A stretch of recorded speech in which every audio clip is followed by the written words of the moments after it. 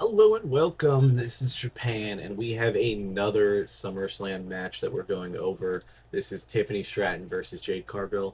Now, this one was actually one of those matches that I was like excited for just to see. I think this is probably going to be the shocking title change that we get. I don't even know if it's shocking at this point. I think we know Jade Cargil is getting a big push, and it has to be her winning a title. Tiffany's had a decent run. I really wouldn't put anything against it. Sometimes she's kind of looked a little too weak, but other times she's looked good. So I really can't say anything bad. She did beat Charlotte Flair at WrestleMania, so there's a lot to be happy about this run. So we'll see how it goes. But this match started with Jade Cargill winning the Queen of the Ring. Um, Partially, some of this stuff is I'm like excited and happy for it because this is a pretty solid matchup. But to be robbed of Asuka versus Io because of the Queen of the Ring could have been that kind of sucks. Obviously, a lot of stuff changed, and that's why they didn't do it because Io didn't even make it to SummerSlam as champion. But I feel like I still a little robbed from that. But when we get back to this match, I think this is going to be one of those matches that it's had some build. Again, I feel like with a lot of Tiffany's matches, they don't really fully cook. They just kind of are there. Her and Charlotte Flair was perfect. Her against Nia Jax was okay. There was really just like, oh, you betrayed me, and that was it. And then they had that match a bunch of times. And then Tiffany versus Trish Stratus obviously had no build to it because they were just friends. And then it was like on a dime, she turned on her just to give her the match again. Cool, like it was a decent match, but this one didn't really have much to say. I mean, I think Jade is a good wrestler, struggles a little bit on the mic, so it made it a little bit worse. But I feel like most people would have wanted like Jade Cargill to go after Naomi. Like, so if she wins the title here, that doesn't happen. Again, I could see it being a Tiffany retain and just being a longer reign. I, I feel like this is the perfect time to make a change. I just don't know if it's the perfect person to do it. Jade Cargill, like I said, is phenomenally at like for a phenomenal wrestler, but I feel she's gonna have the same problems that Tiffany has, where she's not gonna have much rivalries to go against. There's a brand new, fresh amount of stuff that she could do with the SmackDown roster, but I just don't know does that happen. And I really do think that the draft is coming soon, and she's going to be drafted to Raw, and they're going to put Naomi back onto SmackDown. I guess it just depends on where they're going to put Jimmy because they like to keep the couples together. So there's a lot that could happen there. So the draft, I think, will change a lot of the landscape too.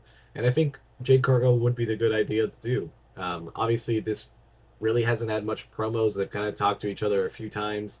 Nothing too crazy has standed out to be like, oh, this is red hot or anything. At least it's still built. Like there's still a rivalry. There's still bones to this, which is compared to like I said before, a lot of the WrestleMania matches didn't have that. It was just kind of they here they are. This one feels at least structurally sound to have a rivalry. Obviously, the Queen of the Ring helps it a lot because it's like the legitimacy of like she earned this title shot, and we'll see how it goes. I do feel like the thing that WWE messed up, at least with the Battle Royal at Evolution, that they should have let Stephanie be able to pick, or that it was like undecided until after SummerSlam of who she got to go against, because I think it would have made the rivalry um, like this would help this rivalry because it would have been like, oh, I get one of you too also, and like it would have gave Jade a chance to be talking like the champion. I don't know if that's like a small gripe just for me, but it just feels like they kind of just had it where she's like, well, I'll beat you, but it's like I want to see what she's gonna act like when she's champion and all that. And obviously, if it leads to Jade Cargill versus Bianca Belair down the line, I'm 100% on board for this too. So it's one of those things that I could definitely see this being like a two-parter. Like Tiffany retains here, Jade gets a rematch, even at Clash at Paris, and then that's where she takes it. But I feel like that the rivalry needs a little bit more built, and I would be fine with it being a two-parter, even if it is Jade Cargill winning and then getting the rematch at Clash of Paris. I feel like that's the kind of bones that they've set up, and so it's like it doesn't feel like the end. Like a lot of these matches feel like the end of the rivalry or end of the story or end of whatever they're doing. This kind of feels like it could be two parts because honestly, either way, how it goes, Tiffany deserves a rematch, and if Jade Cargill loses, she could possibly get herself a rematch with maybe like a number one contender's Fane or anything that they want to decide to do there. But yeah, out of all the women's matches, I think this is the one that is going to be overall had like the worst build and might be the worst match, but it's still better than most matches have gotten in a lot of these PLEs. So, and especially for Tiffany, other than the Charlotte Flair, this is probably her next best build slash rivalry.